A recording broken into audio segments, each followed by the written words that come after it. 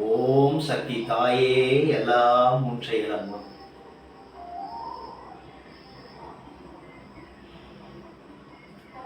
நேயர்கள் அனைவருக்கும் வணக்கம். ஜோதிட நண்பர்கள், அதாவது ஜோதிடம் பயிலக்கூடிய மாணவர்கள் அனைவருக்கும் முதற்கண் வணக்கத்தை தெரிவித்துக் கொண்டு, இப்போ நம்ம உங்கள் கையை பார்த்தோன்னே எளிமையாக எப்படி பலன் காண்பது அப்படிங்கிற பகுதியை நம்ம பார்த்துக்கிட்டு வரோம். கைரேகை ரகசியங்கள் விளக்கம் 39 அதில் நம்ம பார்க்க போகிறோம். இப்போ இந்த காணொலிக்கு கீழே லிங்க் கொடுத்துருக்கேன். புதுசாக பார்க்குறவங்களும் சப்ஸ்கிரைப் பண்ணிங்க. அதில் உங்களுக்கு லிங்க் வேணும், யாருக்காவது அனுப்பணும், உங்கள் ஃப்ரெண்டுங்களுக்கு அனுப்பணும், பயனுள்ளதாக இருக்குதுன்னா நீங்கள் அனுப்பிச்சு பயன்பெறுமாறு கேட்டுக்கொண்டு, இன்றைய தலைப்பு என்னவென்றால் கைரேகையில் பலன் காணும் பகுதியில் ஆயுள் ரேகையின் அதிர்ஷ்டங்கள் என்ன அப்படிங்கிறத நம்ம பார்க்க போகிறோம். அதுக்கு முன்னாடி கைரேகையில் பலன் காணும் போது முதலில் ஒரு நபர் ஆன்லைனில் நம்மளை தொடர்பு கொள்கிறார். அவர் ஆனா பெண்ணா என்று தெரிந்து கொள்ளணும். ஒரு கைரேகை அமைச்சிருக்கார் சார், ஆன்லைனில் ஒரு கைரேகை வருது, நமக்கு வருது. அதை நம்ம பார்க்குறோம். முதலில் ஆனா பெண்ணா, வயது என்ன அப்படிங்கிறத பார்த்துக்கணும். அதுக்கப்புறம் கையை முழுமையாக ஆராய்ச்சி செய்ய வேண்டும். அந்த கை எவ்வாறு இருக்கிறது அப்படிங்கிறத நம்ம பார்க்கணும். அதுக்கு முன்னாடி நம்ம கையினுடைய பலாபலங்களை பார்த்துருவோம்.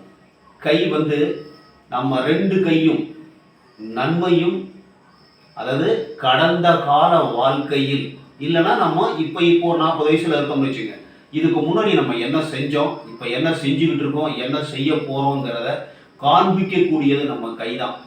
கெடுதல் செய்யணும்னாலும் புண்ணியம் செய்யணும்னாலும் இந்த கையினால் தான் நம்ம செய்ய போகிறோம். நல்லா புரிஞ்சுங்க. இது உங்களுக்கு தெரிஞ்ச விஷயம் தான், தெரியாத விஷயம் கிடையாது. இந்த கையில் பாவம் செய்யணும்னாலும் இந்த கையில் தான் செய்யணும், புண்ணியம் செய்யணும்னாலும் இந்த கையில் தான் செய்கிறோம் என்பது இந்த கைரேகையினுடைய அடக்கம், அதாவது விளக்கம். இது உள்ளே தான் மறைஞ்சிருக்கு, நம்ம கையில் மறைஞ்சிருக்கு. இதில் என்ன செய்ய முடியும், என்ன செய்ய முடியாது அப்படிங்கிற ஒரு வண்டி எடுத்துக்கிறோம். அந்த வண்டி, இப்போ நம்ம வண்டிங்கிறது நம்ம உடம்பு. நம்ம உடம்புல ஃபியூவல், அதாவது பெட்ரோல் இல்லை டீசல் ஏதோ ஒன்று நிரப்பி அனுப்பிச்சிடுறாங்க. இந்த பிரபஞ்சம் அனுப்பிச்சிருக்கு. எவ்வளவு நாள் இந்த வண்டி ஓடும், இந்த இயக்கம் எவ்வாறு இயங்க போகிறது, நல்லா வண்டி ஓடுமா, ரிப்பேர் ஆகி பாதியில் நின்றுமா, இல்லை எந்த வயசு வரைக்கும் ஓடும் அப்படிங்கிறத நம்ம கையில் மறைக்கப்பட்டுள்ளது. இந்த கையினுடைய அமைப்பை வைத்து இந்த வண்டி முன்னாடி எப்படி இருந்தது, நம்ம முன்னாடி எப்படி இருந்தோம், 40 வயசுக்கு முன்னாடி எப்படி இருந்தோம், இப்போ எப்படி இருக்கிறோம், இனிமேல் ஆயுள் காலம் வரைக்கும் எப்படி இருக்க போகிறோம் அப்படிங்கிறத நம்ம காண்பிக்கக்கூடியது நம்ம ஆயுளின் அம்சம். ஆயுள் ரேகைனா உடனே ஆயுள் ரேகையை மட்டும் பார்ப்பது கிடையாது. நல்லா பார்த்துங்க, இதுல நிறைய விஷயங்கள் இருக்கு. எந்த ஒரு விஷயமும் எந்த ஒரு செயலும் காரணம் இல்லாமல் நடப்பது கிடையாது. எல்லாத்துக்குமே காரணம் உண்டு. இது எல்லாருக்குமே தெரியும், தெரிஞ்சவங்களுக்கு நிறைய பேருக்கு தெரியும். ஒவ்வொரு செயலுக்கும் பின்னால் ஒரு காரணம் உண்டு, ஒவ்வொரு பிறப்புக்கும் பின்னால் ஒரு காரணம் உண்டு. அந்த காரணம் இல்லாமல் நமக்கு எந்த ஒரு காரியமும் நடக்காது, அது எல்லாருக்குமே தெரியும். இப்போ நம்ம ஒரு கைரேகை, இது ஆன்லைன்ல வந்துருக்கு வச்சுக்க, எடுத்துக்காட்டுக்கு ஒரு கைரேகை சார் ஆன்லைன்ல வந்திருக்கு. இது ஒரு பெண்ணோட கைரேகைன்னு வச்சுங்க, ஒரு பெண்ணோட கைரேகை, வயது 44 அப்படி வச்சுப்போம். 44 வயசு. இந்த பெண் நமக்கு ஃபோனில் தொடர்பு கொண்டு என் கையை பார்க்கணும், பலன் பார்க்கணும்னு சொல்லிட்டு தட்சணையும் அனுப்பிச்சிட்டாங்க. நம்ம பார்க்குறோம். பார்க்கும்போது முதலில் நாம் கவனிக்க வேண்டியது என்னன்னு, இதெல்லாம் சீக்கிரட்டான விஷயங்கள், இதெல்லாம் ஈஸியாக கண்டுபிடிக்க முடியாது. நம்ம ஒரு கையை பார்க்குறோம், அந்த கையை பார்த்த உடனே முதல் தரமான கையா, அவர்களுடைய சுக்கிர மேடு எவ்வாறு இருக்கிறது, நம்ம பெருவிரல் எவ்வாறு இருக்கிறது, மற்ற விரல்லாம் எப்படி இருக்குதுன்னு நம்ம பார்க்கணும். பார்த்துட்டு நம்ம சுக்கிரன், இந்த ஆசையை சுத்தி தான் இந்த ஆயில் ஓடுகிறது. ஆயில்ங்கிற வண்டி, அந்த ஆயில், அந்த பெட்ரோல் எவ்வளவு தூரம் இருக்கும் வண்டி போறதுக்கு அப்படிங்கிறத நம்ம காமிக்கக்கூடியது ஆயுள் ரேகை. அதுக்கு உதவக்கூடியது இந்த சுக்கிரன். சுக்கரன் தான் ஆசை இல்லைன்னா வண்டியே ஓடாது. நம்ம அங்கே போகணும், அதை போகணும், இதை பண்ணணும், வடி வாங்கணும், காடு வாங்கணும், மாடு வாங்கணும்னு நினச்சா தான் நம்ம செய்ய முடியும். அந்த ஆசையை உண்டு பண்ணக்கூடியவர் சுக்கிர பகவான். அந்த சுக்கிரனை சுத்தி தான் ஆயுள் ரேகை ஓடுகிறது. இன்னைக்கு ஆயுள் ரேகையோட அதிர்ஷ்டத்தை பக்கம் பார்க்க போறோம், நன்மை தீமைகளை பார்க்க போறோம். அது கையை எடுத்தோன்னா ஆயுள் ரேகையை பார்க்குறோம் சார். செவ்வாய் ரேகை இருக்கு, இது ஆயுள் பார்த்தோன்னே உங்களுக்கு ஆயுள் தீர்க்கமா இருக்குன்னு நம்ம சொல்லிடக்கூடாது.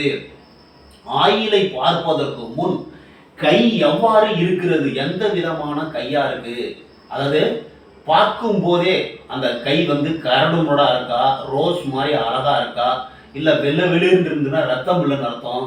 அதே மாதிரி ரோஸ் மாதிரி ரத்தம் கலந்து ரோஸுங்கிறது ரொம்ப சப்பாவும் இருக்காது, ரொம்ப கருப்பாகவும் இருக்காது, நார்மலா அப்படியே மென்மையா கையை பார்த்தோன்னு கண்டுபிடிச்சாலும் அதுக்கு அனுபவம் வேண்டும். இந்த ஆயுள் ரேகை, இந்த செவ்வாய் ரேகை சுக்கிரமேடு நல்லா இருந்து வெட்டு துண்டு இல்லாம இருந்ததுன்னா தான். இல்ல வெட்டு துண்டு எந்த வயதில் வருது, சப்போஸ் இந்த வயதுல ஒரு துண்டு வருது சார், இந்த இடத்துல ஒரு துண்டு வருது, அந்த இடத்தில் உங்களுக்கு கெடுதல் நடைபெறப்போகுது. என்ன கெடுதல் நடக்கும்? ஒரு வியாதி வரும், இல்ல ஒரு ஆக்சிடென்ட் வரும். அதை உறுதிப்படுத்துவதற்கு நம்ம சனி மேட்டுக்கு வந்துடணும். சனி மேட்ல சனி ரேகையில ஏதாவது ஒரு இடத்துல ஒரு இன்டு மார்க் இருக்கு சார். அப்ப அந்த வயதில் இப்ப கிட்டத்தட்ட இது 29 வயசு, 29 வயசுல இங்கேயும் பிரச்சனை இருக்கு அப்படின்னா உங்களுக்கு ஆக்சிடென்ட் நிகழ போகுது அப்படிங்கிறத தெரிஞ்சுக்கலாம். இது எடுத்துக்காட்டுக்கு திரும்ப ஆயிலை பார்க்கறதுக்கு முன்னாடி எல்லாம் எத்தனை ரேகையை பார்க்கணும் தெரியுமா? இந்த கங்கண ரேகை எத்தனை இருக்குன்னு பார்க்கணும். ஒரு ஆயிலை நிர்ணயம் பண்றதுக்கு முன்னாடி இந்த கங்கண ரேகை எத்தனை இருக்குன்னு நம்ம மணிக்கட்டில் இருக்குல்ல, இந்த ரேகை எத்தனை இருக்குன்னு பார்க்கணும். இந்த இருதய ரேகை நல்லா சிறப்பா இருக்கான்னு பார்க்கணும். புத்தி ரேகை சிறப்பா இருக்கான்னு பார்க்கணும். விதி என்று சொல்லக்கூடிய சனிமேட்டுக்கு செல்லக்கூடிய இந்த நீளமா பாம்புகள் இருக்கு இல்லையா, அதுக்கு போகக்கூடிய விதி ரேகை நல்லா இருக்கான்னு பார்க்கணும். இது எல்லாம் வங்கப்படாமல் கரெக்டா இதே மாதிரி இருந்ததுன்னா ஆயுள் தீர்க்கம்னு சொல்லலாம். இப்ப இந்த ரேகையில ஏதாவது ஒரு பிரச்சனை, இந்த ஆயுள் ரேகையில ஒரு துண்டு வந்தாலோ, வெட்டு வந்தாலோ, தீவு வந்தாலோ, விடுபட்டு இருந்தாலோ அவர்களுக்கு அந்த வயதை கணக்கு பண்ணும். இது குறைஞ்சது 70 வயசுல கணக்கு பண்ணிங்க. இது ஒரு 70, இது ஒரு 70, இது ஒரு 70, இது ஒரு 70. இது மூணும் சேர்ந்து இருந்தா ஒரு 90ன்னு வச்சுக்கோங்க. ஒரு சில பேருக்கு ஒரு ரேகை தான் இருக்கும், ஒரு சில பேருக்கு 2 ரேகை இருக்கும், ஒரு சில பேருக்கு 3 இருக்கும், ஒரு சிலருக்கு 4 இருக்கும். 4 இருந்தா 120 வயசு, 120 வயசு மனுஷன் இருக்கிறது கிடையாது, சீக்கிரமா போட்டுக்கிறான். அதனால நம்ம கையை பார்க்கும் போது இதெல்லாம் பார்த்து ஒரு முன்னாடியே நம்ம சஜஷன் பண்ணோம்னா தான் அந்த ஆயுளை நிர்ணயம் பண்ண முடியும். ஆயுள் ரேகையை மட்டும் பார்த்துட்டு இவர் ஆயுள் நல்லா இருப்பாரு அப்படிங்கிறத முடிவு பண்ணக்கூடாது. ஒரு சில பேருக்கு ஆயுள் ரேகை இவ்வளவுதான் சார் இருக்கும். இப்போ ஃபுல்லா இருந்ததுன்னா ஆயுள் ஃபுல்லா இருக்குன்னு சொல்றீங்க. ஒரு சில பேருக்கு இவ்வளவுதான் ஆயுள் இருக்கும், ஆயுள் ரேகை கொஞ்சம் தான் இருக்கும். உடனே ஆயுள் சீக்கிரமா முடிஞ்சு போயிடும், ஒரு 20-30 வயசு செத்து போயிடும் சொல்லக்கூடாது. ஏன்னா ஆயுளை குறிக்கக்கூடியது விதியும் குறிக்கும், புத்தி ரேகையும் குறிக்கும், ஆயுள இந்த இருதய ரேகையும் குறிக்கும், அதே மாதிரி விதி ரேகை, அதே மாதிரி இந்த கங்கண ரேகை இத்தனையும் குறிக்கும், செவ்வாய் ரேகையும் குறிக்கும். செவ்வாய் ரேகை வரும்போது இந்த ஆயுள் ரேகைக்கு ஈடாக அதுக்கு பக்கபலமா செவ்வாய் ரேகை எவ்வளவு தூரம் வருது இல்லையா, அப்படிங்கும் போது உங்களுக்கு ஆயுள் நீட்டிச்சு கொடுக்கறதுக்கு வாய்ப்பு இருக்கு. சுக்கிரமேடு நல்லா இருந்தா ஆசையினால், அதாவது நல்ல வண்டி ஓடிக்கிட்டு இருக்கும் அப்படின்னு நம்ம சொல்லிடலாம். இந்த ஆயுள் ரேகையில ஆயுளை பத்தி கணக்கு பண்ணும்போது இத்தனையும் பார்க்கணும். இது எவ்வளவு இருக்கு, இதுல ஏதாவது ஒரு துண்டு இருக்கு சார், நம்ம இருதய ரேகையில ஒரு துண்டு வருது, அப்ப அவருக்கு ஹார்ட் பிரச்சனை வரும். ஹார்ட் பிரச்சனை மரணம் கூட நடைபெறுவதற்கு வாய்ப்பு உண்டு. எந்த வயசுலன்னு பார்க்கணும். உடனே இவர்கிட்ட விதி ரேகை ஆயுள் ரேகை நல்லா இருக்கு, ஒரு 100 வயசு வரைக்கும் இருப்பாரு நம்ம சொல்லிடக்கூடாது. அந்த முதல்ல இருதய ரேகையை பார்க்கணும், அதுக்கு அடுத்தது புத்தி ரேகையை பார்க்கணும். புத்தி ரேகையில ஒரு பிளவு இருந்தா மனநோய் தூக்கு போட்டு தொங்குறது, ஆக்சிடென்ட் ஆகிறது, இந்த மாதிரி மனசு சரியில்லாம வண்டியை கொண்டு போய் எங்கேயாவது விட்டுருவாங்க, இந்த மாதிரி துர்மரணங்கள் கூட ஏற்படுவதற்கு வாய்ப்பு உண்டு. அந்த புத்தி ரேகையும் பார்க்கணும். அதுக்கப்புறம் இந்த ரேகை இருக்கு பார்த்தீங்களா, இதான் சனி ரேகை. விதி ரேகைன்றது, விதி ரேகையில வெட்டு துண்டு ஒரு சில பேருக்கு விதி ரேகை இருக்காது, அந்த மாதிரி இருக்கிறதுக்கு வாய்ப்பு இருக்கு. அதே மாதிரி இப்ப நம்ம ஆயுளை கணக்கு பண்றதுக்கு முன்னாடி ஆயுள் ரேகை இருக்கா, இந்த சுக்கிரமேடு நல்லா இருக்கா, செவ்வாய் ரேகை இருக்கா, அந்த புத்தி ரேகை நல்லா இருக்கா, அதுக்கப்புறம் இருதய ரேகை நல்லா இருக்கா, விதி ரேகை நல்லா இருக்கா, இதெல்லாம் பார்க்க வேண்டும். இதெல்லாம் பார்த்துட்டு இதுல அதிர்ஷ்டம் நிறைய காத்திருக்கு. இந்த ஆயுள் ரேகையின் அதிர்ஷ்டத்தை இன்னைக்கு பார்க்க போறோம். இது கை ரேகை பார்க்கறதுக்கு முன்னாடி நம்ம பார்க்கறது. அதுக்கப்புறம் இந்த ரேகை நல்லா இருந்ததுன்னா ஆயில் நல்லா இருக்கு, சுக்கரமேடு நல்லா இருந்தா ஆயில் நல்லா இருக்கு, இந்த செவ்வாய் ரேகை இருந்ததுன்னா ஆயில் நல்லா இருக்கு, மித்த ரேகையெல்லாம் நல்லா இருந்து இது மாதிரி இருந்ததுன்னா ஆயில் பிரமாதமா இருக்கு சார் அப்படின்னு நினைச்சுக்கிறோம். இதுல என்ன அதிர்ஷ்டம் இருக்குது அப்படின்னா, இப்ப இந்த ஆயில் ரேகையில இருந்து மேல் நோக்கி ஒரு கேரா போகுது சார். அது கொஞ்ச தூரத்தில் நின்றுச்சுன்னா அந்த வயதில் உங்களுக்கு நன்மை நடைபெறும். அந்த மேட்டுக்கு போச்சுன்னா மேட்டோட பலனை அதிகப்படுத்தும். இப்ப சனி மேட்டுக்கு போகுது, இந்த ஆயில் ரேகை சனி மேட்டுக்கு போகுது. அந்த விதி ரேகை போச்சுன்னா உங்களுடைய இந்த வயதை கணக்கு பண்ணும். இந்த வயது குறைஞ்சது ஒரு 30 வயசுல உங்களுக்கு ஒரு வேலை, இன்னொரு தொழில், இந்த விதி ரேகையும் இருந்து இதுல ஆரம்பிச்சுன்னா சுய முயற்சியினால் இன்னொரு தொழில், இன்னொரு வருமானம் வருவதற்கு வாய்ப்பு உண்டு அப்படின்னு நம்ம சொல்லிடலாம். இந்த ஆயில் ரேகையிலிருந்து குருமேட்டுக்கு ஒரு ரேகை போகுது சார். அதிகாரமான பதவி எந்த வயசுல இருந்து போகுதுன்னு பாருங்க. ஏதாவது ஒண்ணுதான் போகும், எல்லா மேட்டுக்கும் போகாது. அது மேடு எல்லா மேட்டுக்கும் போறது முடியாத விஷயம். அதே மாதிரி இந்த ரேகை போறதே ரேர் அமைப்பு. நிறைய பேருக்கு இந்த சனி மேட்டுக்கு போகும் விதி ரேகை மாதிரி. அப்படிங்கும் போது நல்ல கஷ்டப்பட்டு இந்த விதி ரேகை இருக்காது, இன்னொரு விதி ரேகை இருக்காது, இது மட்டும்தான் விதி ரேகையா இருக்கும். அப்படிங்கும் போது இளமையில் கஷ்டப்பட்டார், அதுக்கப்புறம் முயற்சி பண்ணி நல்ல ஒரு வருமானம் வந்தது அப்படிங்கிறத நம்ம முடிவு பண்ணிக்கலாம். அதுக்கப்புறம் நம்ம குருமேட்டுக்கு போகுது, ஏதாவது ஒண்ணுதான் போகும். குருமேட்டுக்கு போகும்போது அதிகாரமான பதவி எந்த வயசுல இருந்து போகுது, இந்த ஆயுள் ரேகை வயசுல இருந்து எந்த வயதுல இருந்து இந்த ரேகை உற்பத்தி ஆகுது அப்படிங்கிறத நம்ம பார்க்கணும். அந்த வயதை கணக்கு பண்ணி அந்த வயதில் உங்களுக்கு அதிகாரமான பதவி இருக்குது அப்படின்னு நம்ம சொல்லிடலாம். இப்ப நம்ம சூரிய மேட்டுக்கு போகுது சார். சூரிய மேட்டுக்கு போச்சுன்னா உங்களுக்கு அந்த வயதில் இருந்து பொருளாதாரம், அதாவது வெற்றி அடைய போகிறது, புகழ் அடைய போகிறது, வெளிச்சத்துக்கு வரப்போகிறீர்கள் அப்படிங்கிறத தெரிஞ்சுக்கலாம். எந்த மேட்டுக்கு புதன் மேட்டுக்கு போச்சுன்னா வியாபாரத்துறை, பேச்சாற்றல் மூலமாக வெற்றி அப்படின்னு தெரிஞ்சுக்கலாம். புத்தி ரேகையோட போய் நிற்குதுன்னா மிகச் சிறந்த அமைப்பு. உங்களுடைய ஆயுள் ரேகை புத்தி ரேகையோட நின்று போச்சு. புத்தி பலமாக இருக்கிறது, புத்தியை கொண்டு வாழ்க்கையில முன்னுக்கு வந்துடுவார் அப்படின்னு நம்ம நினைச்சுக்கணும். இந்த விதி ரேகை, இந்த இருதய ரேகை, புத்தி ரேகை, ஆயுள் ரேகை, செவ்வாய் ரேகை, சுக்கிரமேடு, இது எல்லாத்தையும் பார்த்து நம்ம ஆயிலை, இந்த கங்கண ரேகையும் பார்க்கணும், ஆயிலை நிர்ணயம் செய்ய வேண்டும். இது மிகப்பெரிய கணக்கு, சரிங்களா? இதுக்கு ஆழ்ந்த அனுபவம் தேவை, ஆராய்ச்சி தேவை. எடுத்தோன்னு சொல்லிட்டோம்னா உங்களுக்கு வயசு கம்மின்ட்டா வரவங்க திட்டுவாங்க, நிறைய பிரச்சனை வரத்துக்கு வாய்ப்பு இருக்குது. ரொம்ப கேர்ஃபுல்லா கையாளணும், சரிங்களா? நான் சொல்லும் பொழுது சொல்வேன், குறைந்தது நல்லா இத்தனையும் நல்லா இருந்ததுன்னா குறைந்தது 80 வயது வரை நீங்கள் இருப்பீர்கள். நீங்க உடம்ப பார்த்துங்க, உடம்பு நல்லா இருந்ததுன்னா இருக்கிறதுக்கு வாய்ப்பு இருக்கு. 6 மாசத்துக்கு ஒரு தடவை ரேகை சேஞ்ச் ஆகும், ரேகை மாறும், சின்ன சின்ன கோடுகள் ஏற்படும்.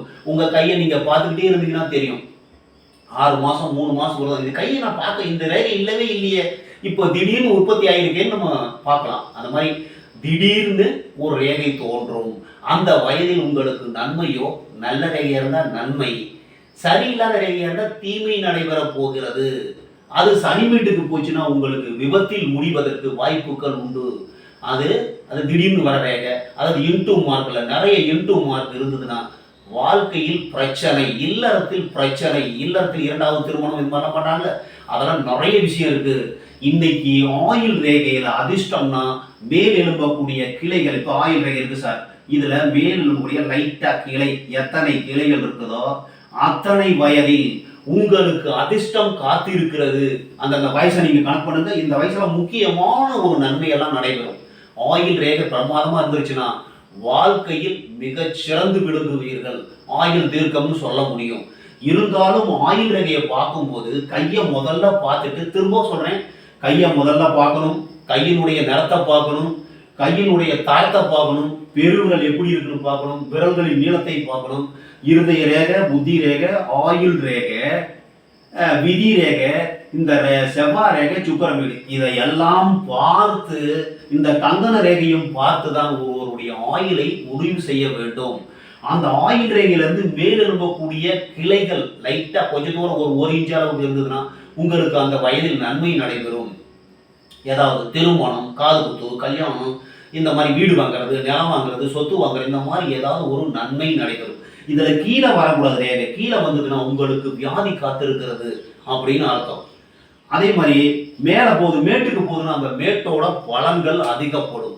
கை ரொம்ப நன்மை செய்யக்கூடியதும் இந்த கைதான், தீமை செய்யக்கூடியது இந்த கைதான். இந்த கைதான் நம்மளுடைய கர்மா. அந்த கர்மாவின் அடிப்படையிலேயே கையில் உள்ள ரேகைகள் ஓடுகிறது அப்படி என்று கூறி மற்றும் ஒரு சிறப்பான காணொலியில் உங்களை சந்திக்கும் வரை உங்கள் வழிகாட்டிக்கு கண்ணன். வணக்கம்.